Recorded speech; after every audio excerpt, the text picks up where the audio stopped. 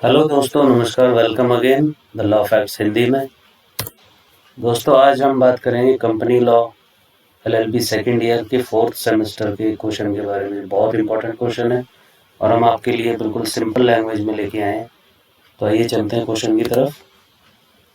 Question है दोस्तों, company अधिवेशन यानी सभा से आप क्या समझते हैं? क्या एक व्यक्ति की उपस्थिति में भी सभा हो सकती है? उत्तर है दोस्तों, कंपनी अधिवेशन सभा का अर्थ, इसका हम समझते हैं पहले क्या अर्थ होता है कि कंपनी सभा क्या होती है। कंपनी मीटिंग यानी कंपनी अधिवेशन, जिसे आमतौर पर शेयर धारकों की वार्षिक आम बैठक यानी एजीएम कहते हैं। एजीएम का फुल फॉर्म है एनुअल जनरल मीटिंग, या ईजीएम भी कह सकते हैं इसे, असाधारण आम बैठक। इसके रूप में जाना जाता है। कंपनी के शेयरधारकों की एक औपचारिक सभा होती है, मीटिंग होती है। इन सभाओं में कंपनी के महत्वपूर्ण मामलों पर चर्चा और निर्णय लिए जाते हैं, जैसे कि वित्तीय रिपोर्टों की स्वीकृति, लाभांश की घोषणा, निदेशकों की नियुक्ति और अन्य महत्वपूर्ण व्यावसायिक निर्णय। ये जो दोस्तों हम बात करें एजीएम या ईजीएम की जो बैठक होती है, मीटिंग होती है, इसमें बहुत इंपॉर्टेंट फैसले लिए जाते हैं, जैसे वित्तीय रिपोर्टों की स्वीकृति, लाभांशों की घोषणा, मतलब जो लाभ हुए कंपनी को, उसकी घोषणा कि हमारे इतने इस साल हमें लाभ हुआ है। और निदेशकों की नियुक्ति, मतलब डायरेक्टर्स की नियुक्ति, कोई नया अपॉइंट किया है कंपनी में। और अन्य महत्वपूर्ण व्यावसायिक निर्णय, ये सब जो निर्णय है, इंपॉर्टेंट निर्णय है, ये साल में एक बार जब एनुअल मीटिंग होती है, एनुअल जनरल मीटिंग या ईजीएम, उसमें लिए जाते हैं। आगे चलते हैं दोस्तों। क्या एक व्यक्ति की उपस्थिति में सभा हो सकती है? जैसे कि आपने जाना क्वेश्चन क्या था, क्वेश्चन यही था कि सभा का अर्थ क्या है। तो अब यहाँ पे पूछ रहे कर, कंपनी एक आदमी की भी हो सकती है और कंपनी एक से ज्यादा लोगों की भी हो सकती है। तो अब ये कह रहे हैं कि क्या एक व्यक्ति की उपस्थिति में भी सभा हो सकती है? तो हाँ, यस, पॉसिबल है। एक व्यक्ति की उपस्थिति में भी सभा हो सकती है यदि वह व्यक्ति कंपनी का एकमात्र शेयरधारक है। इसे एकल सदस्य कंपनी कहते हैं, यानी वन पर्सन कंपनी, ओपीसी भी कहा जाता है इसे, ठीक है। कंपनी अधिनियम 2013 के अनुसार एक व्यक्ति एक कंपनी बना सकता है।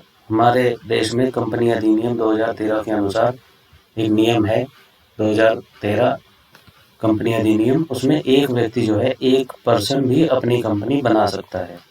ऐसी कंपनियों में सभी निर्णय उस अकेले सदस्य द्वारा लिए जाते हैं। वो सारे डिसीजन अपने आप लेता है और औपचारिक सभा की आवश्यकता नहीं होती है। मतलब कोई बहुत बड़ी मीटिंग की जरूरत नहीं है, वो एक आदमी ही अपने डिसीजन ले सकता है। आइए दोस्तों, अब इसे समझते हैं केस के माध्यम से। केस है दोस्तों यूनियन ऑफ इंडिया बनाम कोहिनूर फ्लोर मिल्स, 1957 का केस है ये।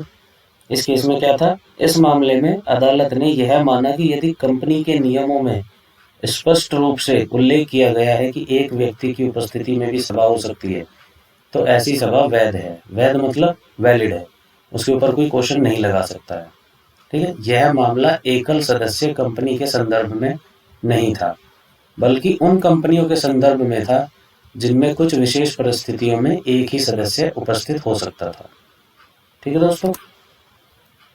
अब ये ओपीसी क्या होता है? एकल सदस्य कंपनी मतलब OPC, one person company. OPC one person company के लिए विशेष प्रावधान क्या है?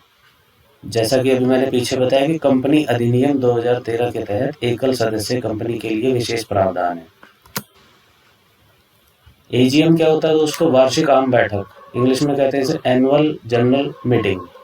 तो एकल सदस्य कंपनी को वार्षिक आम बैठक आयोजित करने की आवश्यकता नहीं होती है।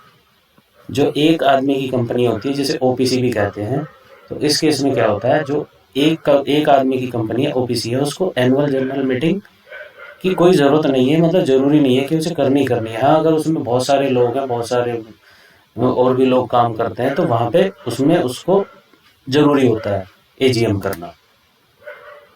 फाइनल डिसीजन क्या है इसका निर्णय? सभी निर्णय उस अकेले सदस्य द्वारा लिखित रूप में लिए जाते हैं। जो ओपीसी है, एक पर्सन है, सभी जो निर्णय है वो अकेला ले सकता है, लेकिन लिखित रूप में। और कंपनी के रिकॉर्ड में रखे जाते हैं। अनुपालन कैसे करते हैं? एकल सदस्य कंपनी को कंपनी अधिनियम के कुछ प्रावधानों से छूट दी गई है, लेकिन उन्हें अन्य सभी कानूनी आवश्यकताओं का पालन करना जरूरी होता है। आइए दोस्तों निष्कर्ष की तरफ बढ़ते हैं। निष्कर्ष क्या है इसका? निष्कर्ष मीन्स कंक्लूजन। एकल सदस्य कंपनी के मामले में एक व्यक्ति की उपस्थिति में सभा हो सकती है। सिंपल सी बात है। एकल कंपनी जो है, ओपीसी जो है, अगर कंपनी ओपीसी है मतलब 1% कंपनी है, तो उसमें एक व्यक्ति की उपस्थिति में मीटिंग हो सकती है, सभा हो सकती है, और सभी निर्णय उस व्यक्ति द्वारा लिए जा सकते हैं। मतलब वो एक बंदा जो जिसकी कंपनी ओपीसी है, सारे डिसीजन, सारे निर्णय वो अकेला ले सकता है, उसको राइट है।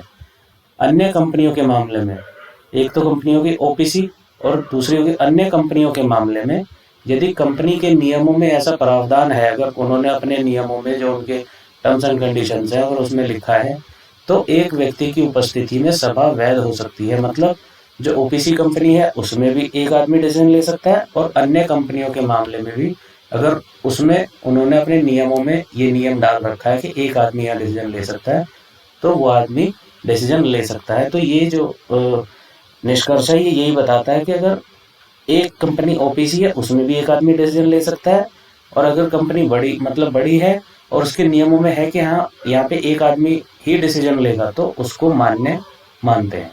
ठीक है, उसमें कोई समस्या नहीं है। तो उम्मीद करता हूँ दोस्तों आपको सब कुछ समझ में आया होगा। बहुत आसान सी चीज़ है, कोई बहुत उसमें इतना ज़्यादा लॉजिक नहीं है। सिंपल आपको मैं फिर से एक बार रिपीट कर देता हूँ।